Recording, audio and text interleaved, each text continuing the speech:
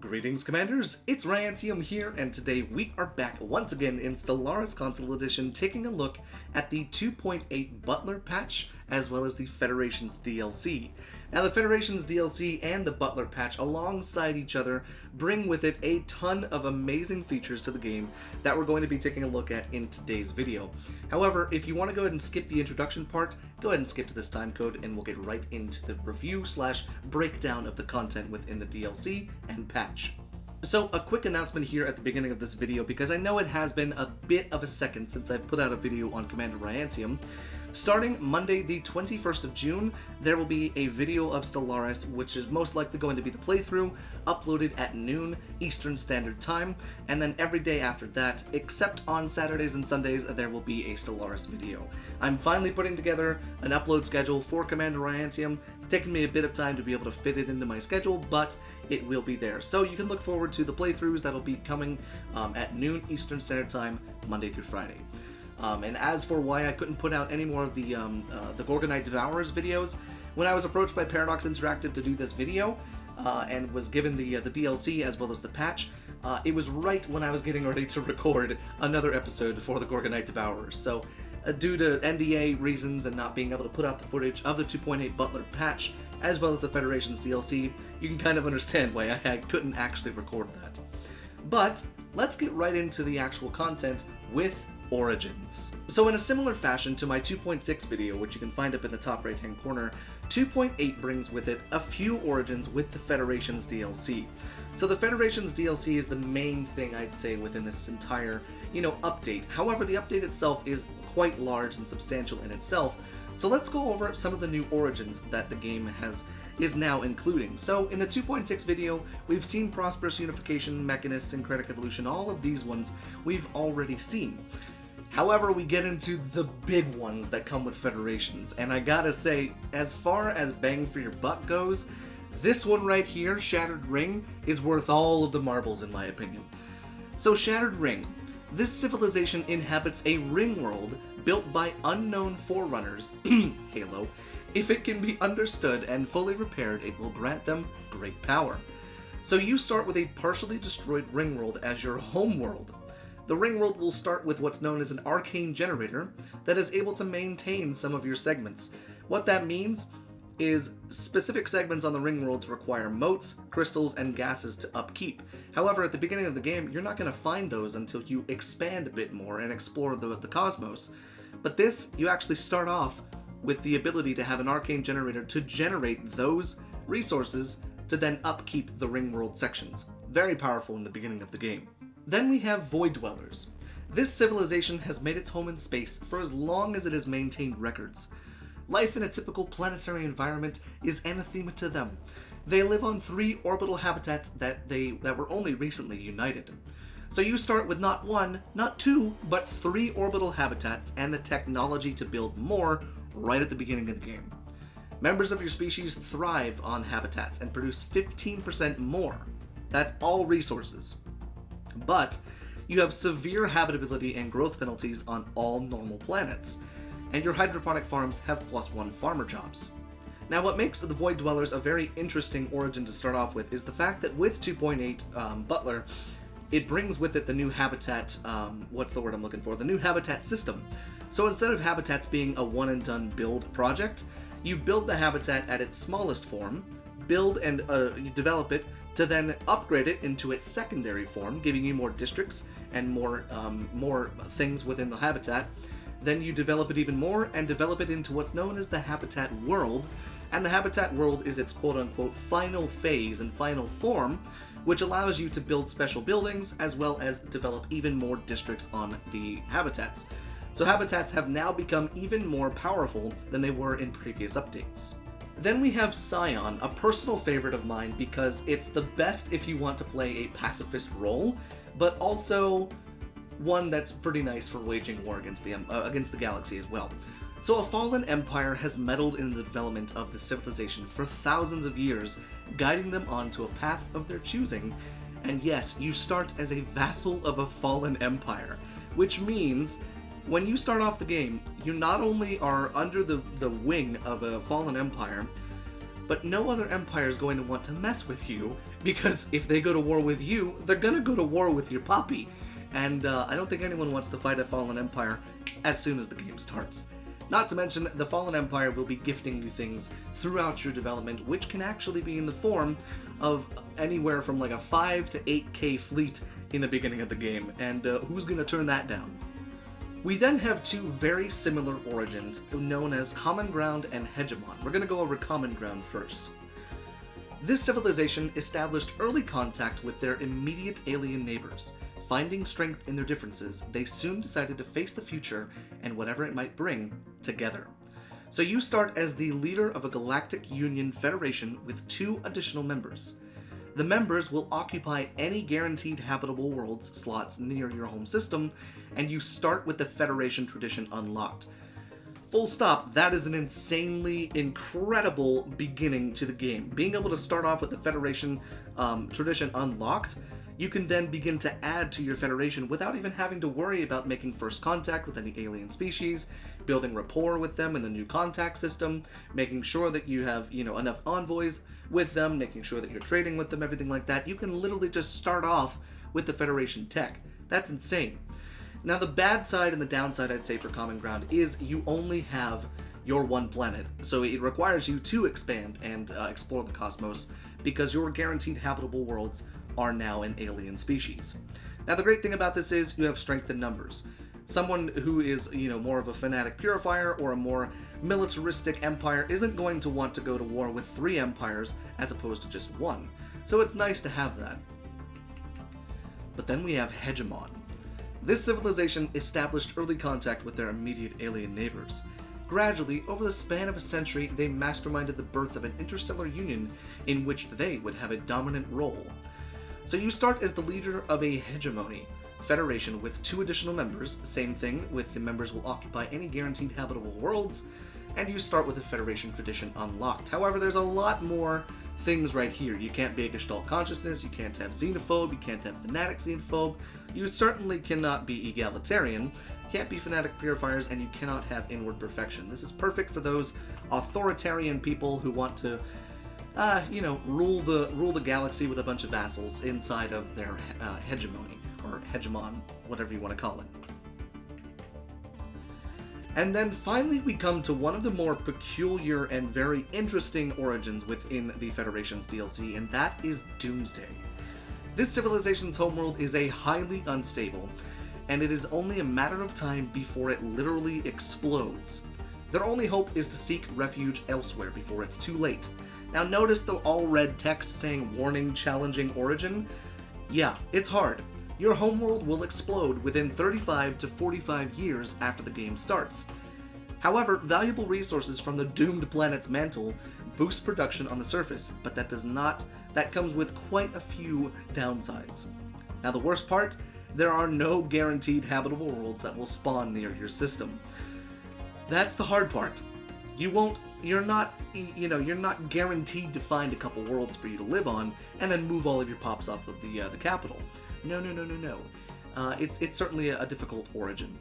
So after going ahead and discussing all of the origins that are within the Federation's DLC, there's one other thing to take a look at now when you're creating your own empire in the Empire Creation screen. So, in the Empire Creation screen, under the Government and Ethics tab, we normally have a spot to pick our authorities, whether it's egalitarian, oligarchic, dictatorial, or imperial, as well as corporate Gestalt consciousnesses with hive minds, as well as machine intelligence. You'll notice there's actually something that goes along with each authority now, and we're going to go over each of them. So with a democratic authority, your empire modifier, empire-wide modifier, meaning across your entire empire, you have a negative 20% cost to your edict cost, which is honestly kind of nice. Same thing with the oligarchic. However, if we take a look at the dictatorial empire modifier edict capacity +1, 2.8 Butler has now changed the way edicts work within the galaxy. You have a specific amount of edicts that you can have active until you turn them off, but should you go over this edict capacity, you will then suffer massive empire sprawl problems because you're going over the capacity at which your government can use edicts. So with a dictatorial government, you have +1, as well as with an imperial, you have +1 edict capacity as well. Now, it's very important to keep an eye on your edict capacity, because I know a lot of us like to run a lot of different ones all at the same time and then just reset them as soon as they expire. But with this new system, they no longer expire except when you want them to expire. So now that we've gone over everything that happens within the Creed and Empire screen, we're going to take a look at what happens within the actual game and what the Federation's DLC has brought with it, as well as a few changes with the 2.8 Butler update. So you find us here in the year 2365 with the Interstellar Snorkel Confederacy, a returning empire, one that I'm pretty sure I used in my 2.6 video, but one that has served me quite well. Economy's looking great and everything like that. However, we're here to take a look at two main things that have now been added within the Federation's DLC in the form of the massive Juggernaut, as well as the incredibly useful Mega Shipyard. Now, the Mega Shipyard we're going to take a look at first, and the best way to do that is if we go ahead and scroll through our new outliner. If we come all the way down to the bottom, there's now a Megastructures tab, where we can go ahead and take a look at every megastructure that we have within our space. This is a brand new kind of quality of life feature within the 2.8 Butler, and honestly, I want this on PC. This is awesome, because I can't tell you, after having so many megastructures across my space, I can't remember where the hell I put my Dyson spheres, where I put my ring worlds, where I put my matter decompressors, everything like that. So it's a great thing to have right here. So the Mega Shipyard. The Mega Shipyard has a multitude of ship production berths supplied from a hyper-efficient processing core. The Mega Shipyard's output eclipses that of any other starbase. This thing has 20 shipyards, and it cuts down on the build cost speed, the ship build speed, by 125%. Technically, 100%, because 25% comes from the master shipwrights. But let's take a look at what this bad boy looks like. So the Mega Shipyard encompasses just a tiny little spot right next to a star. It does look really, really cool with the cool kind of spinning thing in the middle, and it's very, very powerful. To put this into perspective, to build a Corvette would take 26 days with my current technology, as well as my current ship build cost, and it costs 10% less because of master shipwrights. To build a colony ship takes 160 days, science ship 26 days, destroyer 53 days, but let's talk about the one everyone wants to know about. 213 days for a battleship, and you can spit out 20 of them at a time. That is insane. So if you have a fleet of battleships that you want done, give yourself less than a year, and you'll have a fleet of 20 battleships prepared to take on any crisis. But then we get into the Juggernaut. Now, the Juggernaut is the new ship that came with Federations, and if you couldn't tell, let's go ahead and take a look at without the UI. It's a big chunky boy, I'll tell you that. It's a bit large. So it's kind of inside of all of my other fleets that I've got right here. So we'll go ahead and isolate it, that way you can see what it looks like without it being swarmed by other ships. But this answers the question, have you ever wanted to be the most imposing force in a galaxy with a ship that dwarfs even Titans? Well, now you can. That's the Juggernaut for you. Now this is the mammalian Juggernaut, that's hard to say, mammalian Juggernaut. It's a bit blocky for my taste, but if you want one that's beautiful, take a look at the Lithoids one. It is gorgeous, and when Necroids eventually comes out, the Necroids one does look pretty good too. So the Juggernaut comes with quite a few bells and whistles in the form of its weaponry. So you design it the same way you would design your Titans, your battleships, everything else. But let's take a look at what we've got in the Desaba class Juggernaut. So in the 2.8 Butler update, strike craft are now incredibly powerful. They're even more powerful than they were before because of the addition of the Carrier Combat Computer. Now the Carrier Combat Computer increases your ship engagement range by 100%, meaning it doubles how far the strike craft will now intercept and engage. And instead of strike craft lagging behind the cruisers and or carriers that you create, they instead shoot forward to then intercept the ships that you're going after. They are incredibly powerful.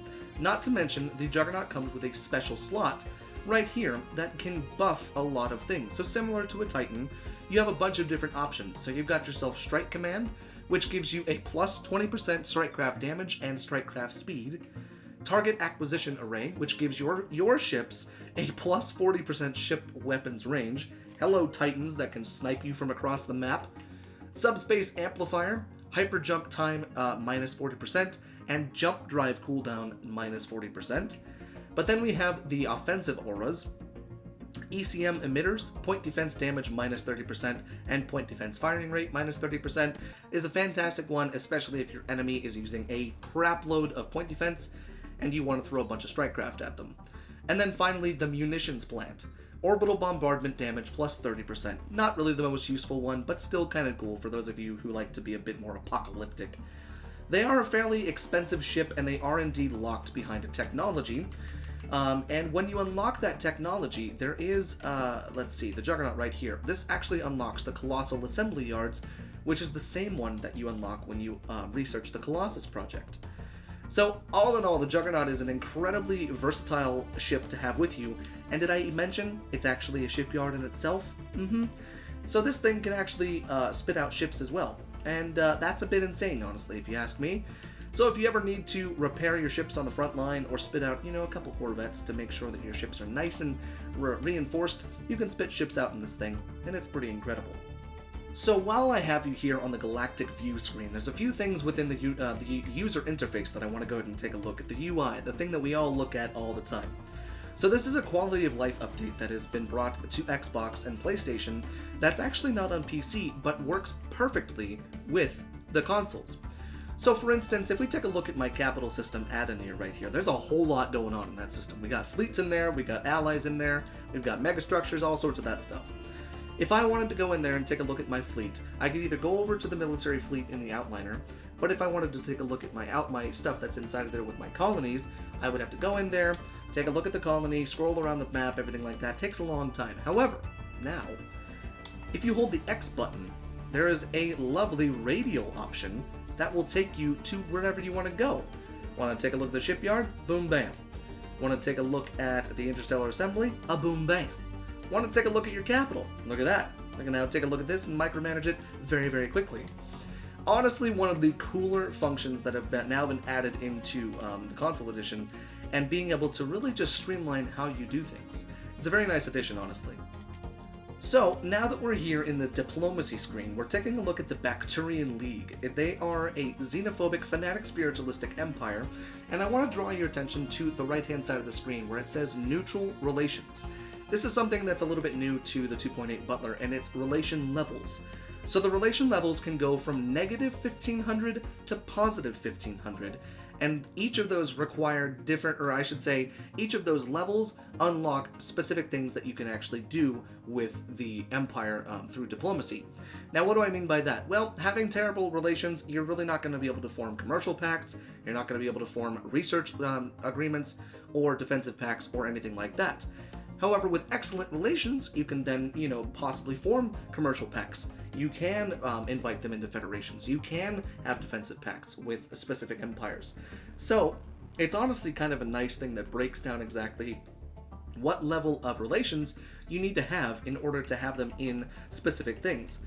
So if we take a look right here, invite to federation. It requires excellent relations or an envoy sent to improve relations. So that's what's really interesting about this new system, is even though you might be friends with them, you need to be even more than friends if you want to do specific diplomatic actions with them.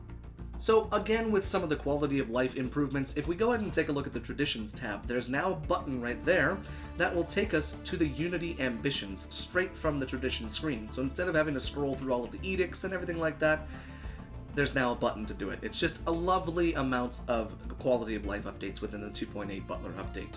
However, talking about edicts, we talked about them briefly at the beginning of the video today. However, we can take a look at them here a bit more in detail. Now, you're probably noticing they've changed a little bit. They still cost influence, however, they only cost a one-time cost of influence, and it says active. Now, down in the bottom left-hand corner, you can see that the edict capacity right now is 2 out of 1, meaning we've gone over our edict capacity, which increases our Empire Sprawl by 25%. Every time you activate one more, it will then bump it up by an additional 25%. So be careful with how many you go ahead and activate. But I have mining subsidies activated, as well as greater than ourselves. So this one is so that we can have people move without having to actually resettle them. Now that actually leads us into the Galactic Community, but we're gonna take the Galactic Community last, because there's a whole bunch to go over in the Galactic Community. Now, I don't have this unlocked within the game because this is an old save, and the Galactic, map had already been rendered. But within the 2.8 Butler update, as well as the Federation's DLC, there are two new systems within space that are very, very unique. They are the home of the Space Amoeba and the home of the Tionki. So the Space Whales and the Space Amoebas now have their very own home system, where you will be able to find hundreds of them. They are there breeding. There's baby ones, juvenile ones, adolescent ones, and full-grown adults within that system. And that actually leads us into something within the Galactic Community that we're going to touch on briefly, and that is all the way down here in ecological protection, or actually no, it's not in ecological protection, it's in space fauna. So Tionki Pest Control and Tionki Conservation Act, both of these can now be enacted or repealed to then protect or exterminate all Tionki. It's kind of sad, honestly, either to expel them and exterminate them, or to preserve them, to make sure that nobody can attack them. Now that same thing can happen with the Space Amoebas, if I'm not mistaken, but it's still cool to come across those systems, not to mention they are wealthy as can be. They have so many resources in them, especially the Tionki home system. So before we get into the meat and potatoes of the Federation DLC when it comes to the Federations and the Galactic Community, I wanted to briefly touch on what I talked about with the Void Dwellers origin with the habitats. So here on screen you can see the Firan habitat and the Vilkot's Pursuit habitat. They kind of look a bit different, don't they? That's because Vilkot's Pursuit is a fully upgraded habitat. Now the fully upgraded habitat gives you, let's see, how many right now? There's 5 right there, with an additional 2 on the way. So you have 7 districts that you can totally, you can have, or it's a size 8 actually, you can have 8 districts. So you can have 8 districts on this planet. Oh right, because I have 3 city districts right there. So you can build specific buildings on them now, which is nice. You have the luxury residences here now, so you can actually have more housing on the habitats. But this one right here is a fully upgraded habitat. Now if we go ahead and take a look at this one, the Firan habitat, the Firan habitat has an option right here to upgrade the habitat with 1,500 140 days. However, it does require all of the districts to be built, and it requires the habitat central control into the habitat world and be able to expand it even more. Now that's just a small change, but it's honestly a big change when it comes to the way habitats are played, and just being able to see a visual improvement in how they look. It's a nice touch, honestly. But now, let's take a look at the Federation. So I'm currently in a Galactic Union right now. I'm not the president at the moment because the lovely crab squid things decided to take over, but don't worry, I'll be the president here soon. So within the federations, we have 5 types of federations that you can be a part of. You have the Galactic Union, you have the Martial Alliance, which is a military-themed one, you have the Research Cooperation, which is a research-themed one, you have the Trade League, which is incredible for megacorporations, and then you have the Hegemon. So the Hegemon is kind of the Imperial one. It's more so, we talked about it at the beginning of today's video. But only the president can take a look at them. So obviously once we swap over, I'll be able to show that to you. Or I would be able to show that to you. Now within the federations, nothing has really changed when it comes to the levels and the perks and everything like that. However, with specific types of federations, you will see different types of perks. Obviously, with a research cooperative, you're going to be very heavily invested in research, and you're going to have a lot of bonuses to your research, as well as your research speed, your income, and so on and so forth. With a Trade League, it's focused mainly on, you guessed it, trade and making money, as well as with the Martial Alliance being, more focused on militarization and protection of the galaxy, or your Federation space, and then Hegemon and Galactic Union being kind of a more democratic one and a more imperial form of the Federation. However, with the new federations, we have, with it, new laws. And this is what I love so much. So we've got ourselves quite a few new options that come with the federations right here. We can now go all the way up to very high, which I'm pretty sure we've already been able to do, but it wasn't really useful in any regard.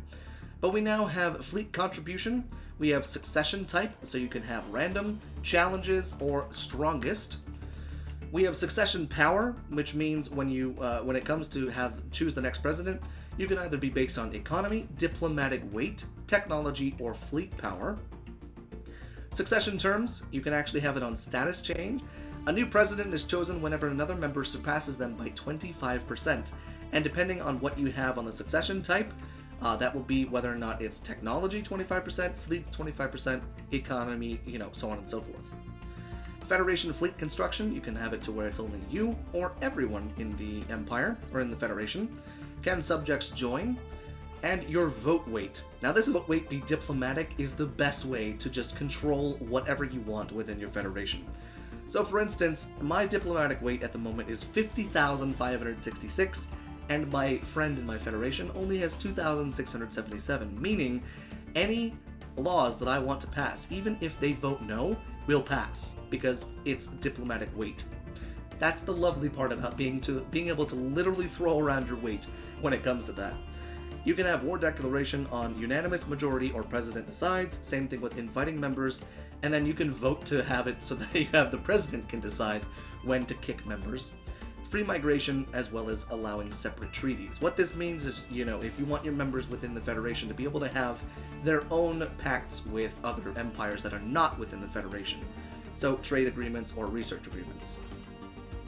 And then we have the Federation fleet. Now the Federation fleet is not something new. This is something that's already been here, but let me tell you, they can get pretty dang powerful, not to mention you don't pay a dime for them.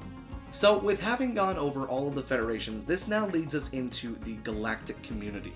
Now the Galactic Community is going to be the last stop here on this kind of overall overview of the DLC and the update itself.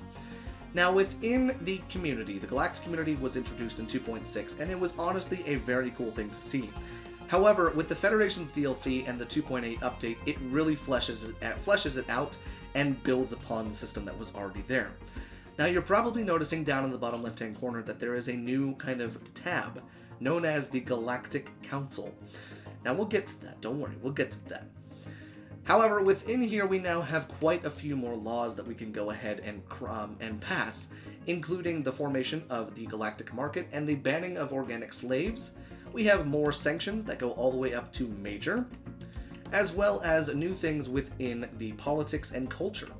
Greater Than Ourselves is an incredible one. Honestly, just go for it if you're not someone who has basic subsistence and stratified economy or trying to enslave the galaxy. Being able to have this makes it so that it's an edict that encourages unemployed workers and simple drone pops to voluntarily resettle themselves to suitable planets with jobs and housing within our empire. No more having to micromanage 100 worlds with pops that want to go everywhere. Galactic reforms, this is where the good stuff gets into. We'll take a look at that here soon. We've got sanctions, and then we have one that specially comes with being a part of the Galactic Council, and that is denouncement. Being able to denounce specific empires, giving them negative diplomatic weight, as well as imposing every single sanction on them. Kind of nice. Then we have environment and technology, as well as how we saw space fauna. And then we have defense and war, as well as galactic priorities. Now, galactic priorities is what happens when you have the Great Tempest, or the Great Khan, or the Endgame Crisis. You, as a galactic community, can vote to make that the main problem and main focus within the Senate to make sure that no empire can have their borders closed. You can have free-flowing movement throughout all of the galaxy to make sure that you can dispose of whatever crisis the galaxy is currently facing. And then finally we have the big boy, the one that everyone's been waiting for, the Galactic Reforms and the Council. Now the Galactic Reforms within the Galactic Council makes it so that the Galactic Council is a thing. Now what options does the member of the Galactic Council actually have? Well, we've got a few things that you can do. You have emergency measures. If I wanted to go ahead and bring to the table cooperative research channels, I can go ahead and put that, and now we're voting on it in the Senate. That is one of the powers of the Galactic Council. However, within the Galactic Council, you can actually have veto power as well. So being able to have veto power means if there are any proposed laws already in the proposal queue, you can veto them, making them not able to be voted on, and just completely strike them from the board. So if you have a pretty pesky empire that's trying to pass a specific law that you don't like and you're on the council, you can strike that from there and we'll never vote on it until they propose it again, and then there's a cooldown for the veto. But honestly, it's kind of nice. It's pretty fun being able to just mess around with that. But then we have permanent council seats, which is pretty self-explanatory. You can make yourself a permanent member of the Galactic Council so that when the elections happen, you are safe from the elections. But do you want to know the best way to make sure that you're safe with the elections? How about you change the council size to 2? And then you know what? Maybe when you change the council size to 2, maybe you change the council size to 1 and literally become the Senate.